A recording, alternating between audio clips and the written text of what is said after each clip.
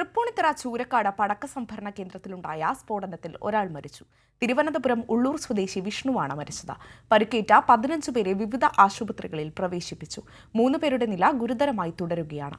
പുതിയകാവ് ക്ഷേത്രോത്സവത്തിന്റെ ഭാഗമായി വെടിക്കെട്ടിനെത്തിച്ച പടക്കമാണ് പൊട്ടിത്തെറിച്ചത്.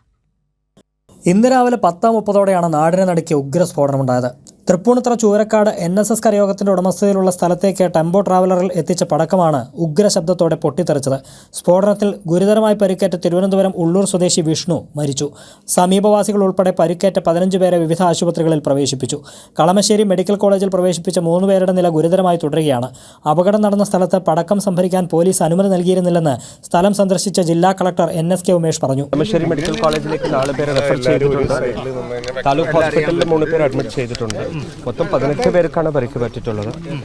പിന്നെ ഇവിടെ വീടുകൾക്ക് നിങ്ങൾ കാണുന്നത് പോലെ ഇവിടെ വീടുകൾക്ക് ഡാമേജ് ആയിട്ടുണ്ട്, ചുറ്റുമുള്ള വീടുകൾക്ക്.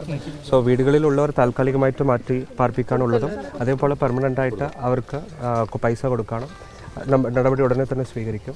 അത് മാത്രമല്ലാതെ വേറെ ഒരു പെർമിഷൻ ഇല്ലാതെയാണ് ഇവിടെ സ്റ്റോറേജ് ചെയ്തിട്ടുള്ളത്. സോ ആ കാര്യം നമ്മൾ ഉടനെ തന്നെ അന്വേഷിക്കും. സ്ഫോടനത്തിൽ സമീപത്ത് 25-ൽ പരം വീടുകൾ തകർന്നു. മേൽക്കൂര തകർന്നും ജനൽ ചില്ലുകൾ തെറിച്ചു വീണും വാസയോഗ്യമല്ലാതായ വീടുകളിലുള്ളവർക്ക് താൽക്കാലിക താമസ സ്ഥലം ഒരുക്കിയിട്ടുണ്ട്. പുതിയകാവ് ക്ഷേത്രോത്സവത്തിന്റെ ഭാഗമായി വെടിക്കെട്ട് നടത്താനായി പടക്കം കൊണ്ടുവന്ന ട്രാവലർ പൂർണ്ണമായും സ്ഫോടനത്തിൽ തകർന്നു. സമീപത്തെ മറ്റു വാഹനങ്ങൾക്കും കേടുപാടുകൾ സംഭവിച്ചിട്ടുണ്ട്. അപകടത്തിന്റെ പശ്ചാത്തലത്തിൽ പുതിയകാവ് ക്ഷേത്രം ഭരണസമിതി പടക്കം എത്തിച്ചവർ, ഉത്സവ കമ്മിറ്റി ഭാരവാഹികൾ എന്നിവർക്കെതിരെ എക്സ്പ്ലോസീവ് ആക്ട് പ്രകാരം ഹിൽ പാലസ് പോലീസ് കേസെടുത്തിട്ടുണ്ട്. കൈരളി ന്യൂസ്, കൊച്ചി.